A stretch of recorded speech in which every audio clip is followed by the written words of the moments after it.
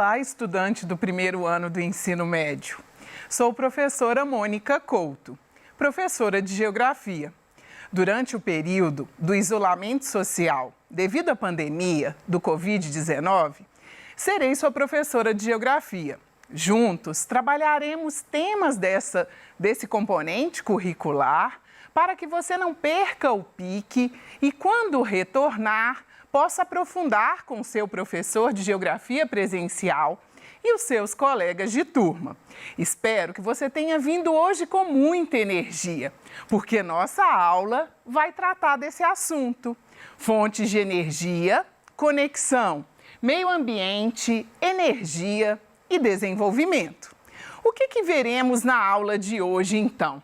Na aula de hoje, junto comigo, você vai conhecer as diferentes fontes de energia, aquelas que são consideradas renováveis e não renováveis. Vamos juntos também identificar as principais fontes de energia da matriz brasileira e mundial. Depois trataremos do que significa matriz energética. E vamos reconhecer também como cidadãos podemos contribuir para o uso eficiente dessa energia. Já então que o nosso assunto são as fontes de energia, por que não começar definindo? Afinal, o que é energia? Energia é um conceito utilizado não só pela geografia, né? Física, química e biologia também fazem uso do conceito de energia. E esse conceito não é um conceito muito simples, mas aqui na geografia a gente vai trazer uma aplicação para ele. Vamos definir energia como essa capacidade de produzir trabalho, de gerar movimento. Então, dá uma olhada aí no GIF, né? A gente tem aqui algumas pessoas empurrando um veículo. Então, energia é a capacidade de produzir trabalho. E a gente vai pensar esse trabalho como resultado de uma força que é aplicada sobre um determinado corpo. E a energia pode ser de quais tipos? A energia pode ser cinética, gerada, por exemplo, pela força das águas, das ondas do mar. Ela pode ser cinética, gerada pela força dos ventos. Já estamos dizendo aqui de duas fontes de energia: as águas do mar e a energia eólica, no caso, a energia dos ventos. A energia pode ser do tipo gravitacional. A água, por exemplo, as quedas d'água de um rio de planalto são utilizadas para geração de energia elétrica. Essa queda d'água, né, essa energia gravitacional é transformada em energia elétrica. E é por isso que você consegue me assistir aí pela TV da sua casa. Estamos utilizando a energia elétrica, que no Brasil a base da matriz é a energia hidráulica, gerada pelas hidrelétricas. A energia pode ser também química, que tem a ver com as reações, geralmente com a combustão, reações exotérmicas aí, que ocorrem dentro de um determinado equipamento, aí no caso os motores, né? A energia pode ser térmica, gerada pela queima do carvão, que pode ser tanto mineral quanto vegetal. Lembrando que o carvão mineral é aquele carvão que foi gerado ao longo de um tempo que é geológico, ou seja, o soterramento de troncos de árvore, o peso disso com a pressão e com a temperatura do magma fez com que esse carvão virasse uma espécie de um fóssil, esse carvão se petrificasse. Então, quando a gente fala de carvão mineral, a gente está dizendo desse combustível fóssil que foi gerado ao longo da história geológica da Terra. E quando a gente fala carvão vegetal, a gente está dizendo do desmatamento de uma determinada área, de uma floresta que pode ser plantada ou não, como o eucalipto, por exemplo, para a geração daquele carvão que a gente utiliza habitualmente nas nossas churrasqueiras. A energia é radiante, a principal fonte de energia do planeta é o Sol. Estamos vivos porque existe a energia solar e existe um fenômeno que é natural, que é o efeito estufa, ou seja, os raios solares que ultrapassam a atmosfera parte deles é retida para que exista essa temperatura possível da gente sobreviver e ter a vida humana, e a vida animal e a vida vegetal. Isso acontece pela presença de gases estufa na atmosfera. Então, mais adiante, diremos sobre o aquecimento global, que seria um fenômeno associado ao efeito estufa, que deixa de ser natural e passa a ser um problema. Trataremos disso mais adiante.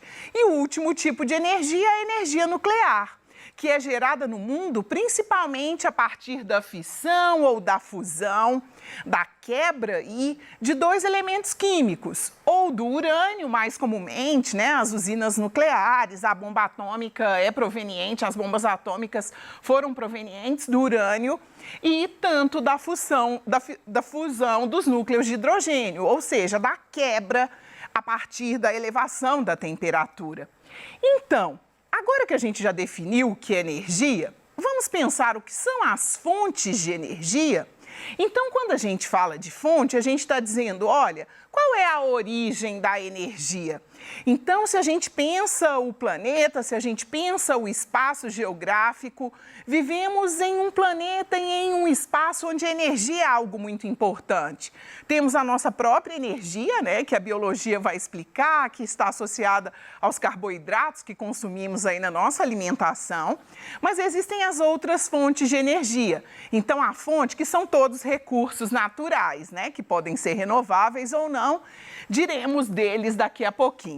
E essas fontes de energia, elas podem ser classificadas em renováveis e não renováveis. Então, vamos pensar que renovável é aquilo que tem a ver com o espaço de tempo que é biológico. Ou seja, enquanto seres humanos, que temos um tempo finito na Terra, vamos conseguir ver a substituição desses recursos, a reposição desses recursos. E que recursos são esses? A energia solar, que a gente já comentou, né? É a energia básica e a garantia de vida na Terra. Embora existam pesquisas de que o Sol vem, as explosões solares, elas vêm sofrendo redução, a ideia é que em algum momento essa estrela ela deixe de emitir energia, mas aí solar no caso, mas é uma questão que vai levar algum tempo, não está dentro do nosso tempo, essa extinção da energia que é solar.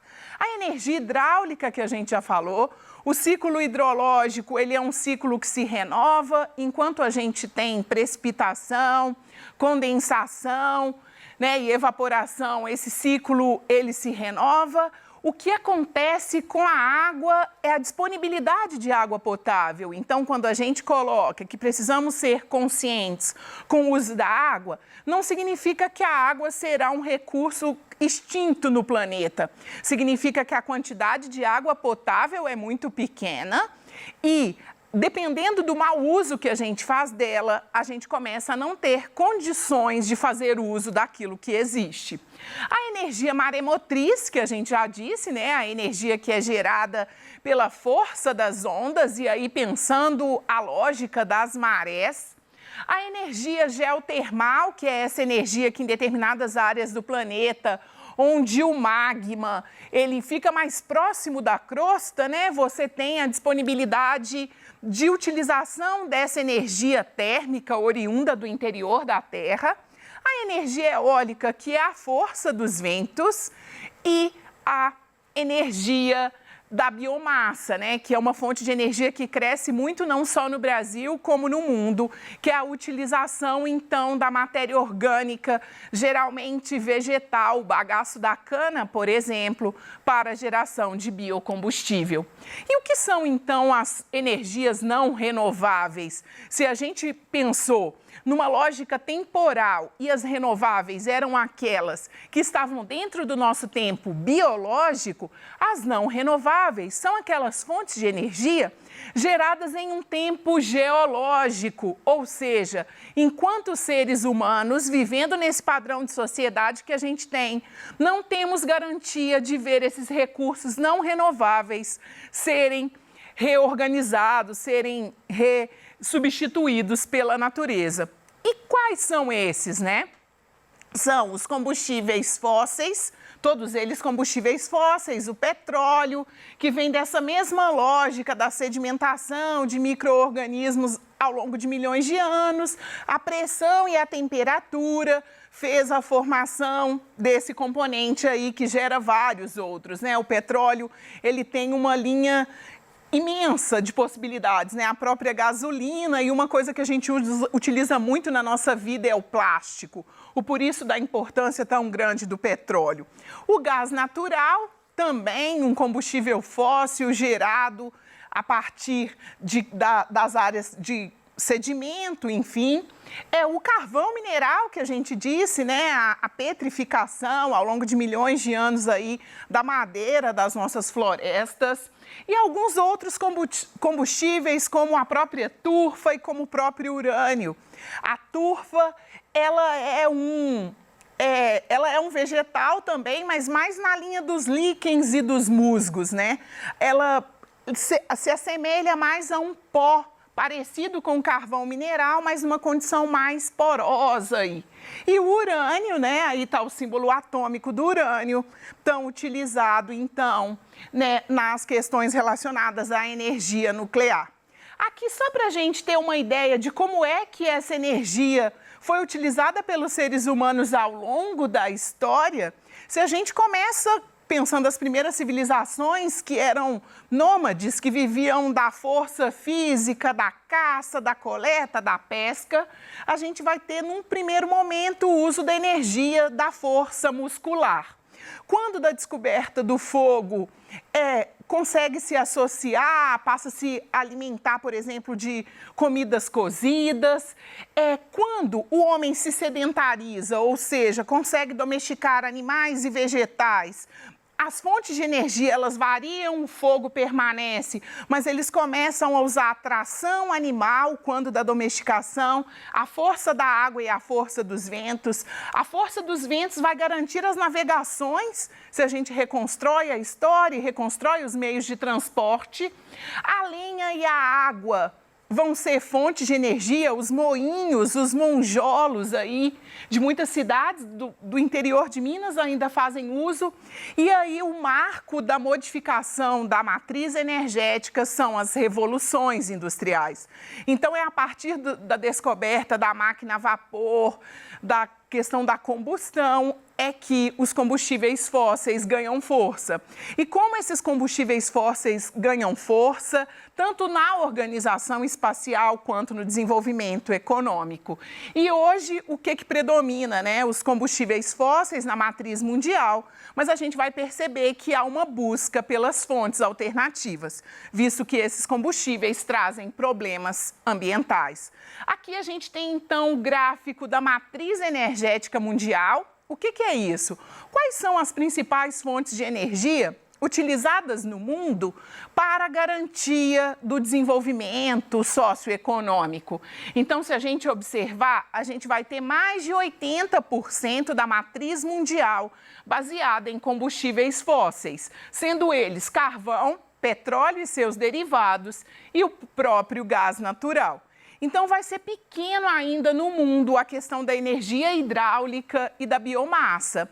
Isso se justifica, o hidráulico ele acaba se justificando pelas dimensões que o país precisa ter e pela forma de relevo que esse país precisa ter para que eu tenha a geração de energia hidráulica. Porque se eu tenho rios de planície, a área para a construção da represa, ela precisa ser uma área muito extensa. Então, o alagamento fica muito grande. Então, isso justifica. Em contrapartida, o Brasil, o nosso país, é um país que tem mais de 43% da sua matriz energética baseada em energias renováveis. E muitas delas a gente pode classificar como energia limpa.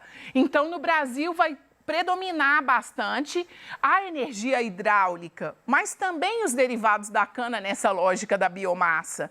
Então, a gente tem extensão territorial, tem rios de planalto, tem espaço para plantio que favorecem, mas temos uma característica positiva. somos uma nação que polui menos, contribui menos para o aquecimento global e para a ampliação, a intensificação do efeito estufa. Aqui é só um gráfico para você perceber, então, o quanto a matriz energética brasileira, comparada à mundial, ela sai na frente porque pensamos em fontes renováveis. E aqui a definição, né, de matriz energética, que, como eu já disse, é aquele conjunto de fontes de energia que são demandadas para a organização social de um país, de uma cidade. E uma matriz energética onde os combustíveis fósseis, onde os recursos não renováveis são os principais, tem algum efeito colateral? Sim, a resposta é sim. Uma matriz energética baseada em combustíveis fósseis traz grandes problemas. E um dos principais é o aumento da emissão de CO2. Se o efeito estufa é esse fenômeno natural, que esses gases estufa, dentre eles o CO2, retém parte da energia, se isso aumenta muito a quantidade de energia, mais calor fica retido na Terra. Por isso que a gente tem essa lógica do aquecimento global. O excesso de combustíveis fósseis, da queima disso, a emissão de gases, faz com que a temperatura do planeta aumente. E aí, quais são os fenômenos que podem ser observados? Aqui no GIF tem alguns deles, né? Há um desequilíbrio no clima mundial. Então, algumas regiões sofrem com enchentes, com chuvas torrenciais. Outras regiões sofrem com secas prolongadas. As calotas polares, elas começam a entrar em degelo. Subindo o nível do mar, muitas cidades litorâneas podem desaparecer, porque o mar avança para o continente.